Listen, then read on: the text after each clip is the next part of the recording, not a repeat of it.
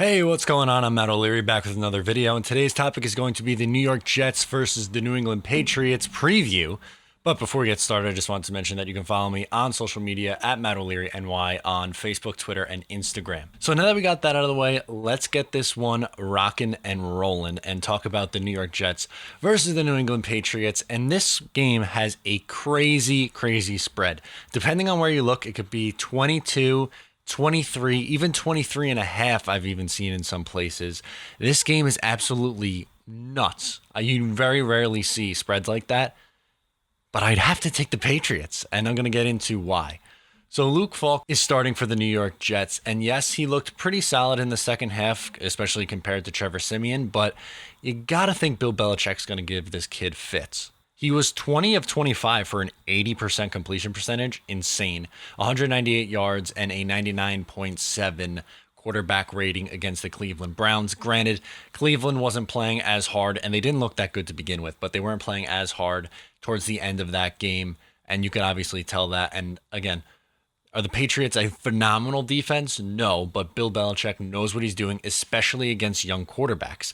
This is going to be Luke Falk's first NFL start. It's going to be ugly. The Jets also have a poor history in New England. Let's go over the last few scores from 2018, 17, and 16 when the Jets were on the road in New England. You have 38-3, 26-6, and 41-3.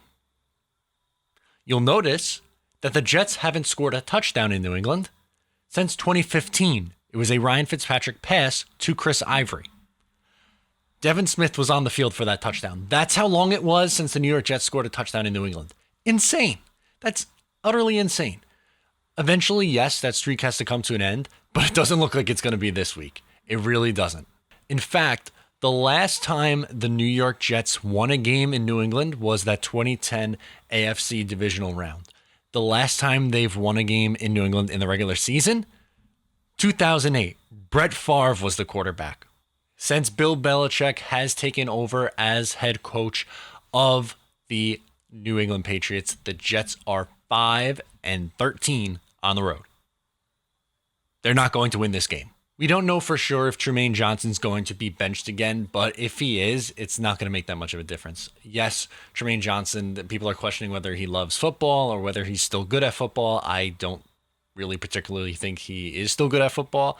He's just high paid at this point and well underperforming. And even though Harrison was a significant upgrade, the Jets are not going to be able to cover all the offensive talent that the New England Patriots have.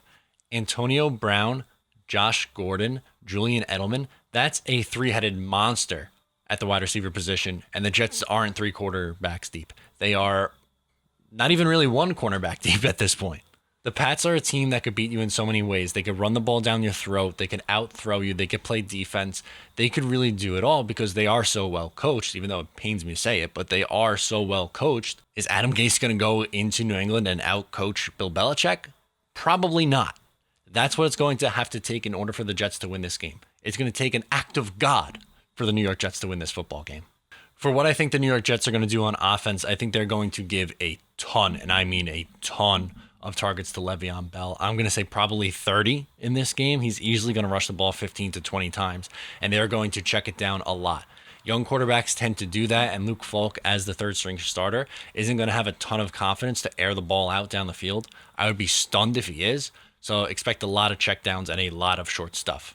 Last week against the Cleveland Browns, Robbie Anderson proved kind of why he's the best wide receiver on this team. He had a pretty solid bounce-back game in week 2, made some big catches in the second half. Again, the Jets were out of it at that point, but he's still the most overall talented wide receiver on this roster. You have to get him more in the offense if you're Adam Gase. Yes, he is at his best when he is running straight down the field, but his route tree has developed. Hit him on slants, hit him on down and comebacks, and Luke Falk seemed to have some comfortability with Robbie Anderson down the stretch of that game. So I want to see Anderson very much involved in this offense, especially after his, I guess, shot at Stephon Gilmore. He said that he holds, which, I mean, all good corners do. Like Darrelle Revis was someone who did a lot with the hands. Ty Law did a lot with the hands, so I don't know why you would be offended by that. He's 100% correct. For the score prediction, I'm going to go 38-3. The Jets' touchdown-less streak continues in New England. I don't think it's a good offensive day at all. I don't think it's a good defensive day at all. I think we get one field goal, and that is going to be it from the New York Jets offense. It's going to be an ugly one. You're going to want to fast forward and wait to that bye week, and hopefully, Sam Darnold is back and healthy in week 5 against the Philadelphia Eagles. You don't want to rush him back, because his health long-term is much more important than this season at this point. But, God, I want to watch Sam Darnold play football. I am done with the Trevor Siemian and Luke Falks of the world. I'm sorry. As a Jets fan, we've seen it far too much. Bad quarterback play for seemingly my entire fandom. I could say that for a fact. So, there we go. Let me know what the score prediction you have in the comments. Let me know if you agree with me. If you think the Jets are going to win, you're nuts, but tell me why. So get at me in the comments or on social media at Matt O'Leary NY. Thank you so much for tuning in, and I'll talk to you guys next time.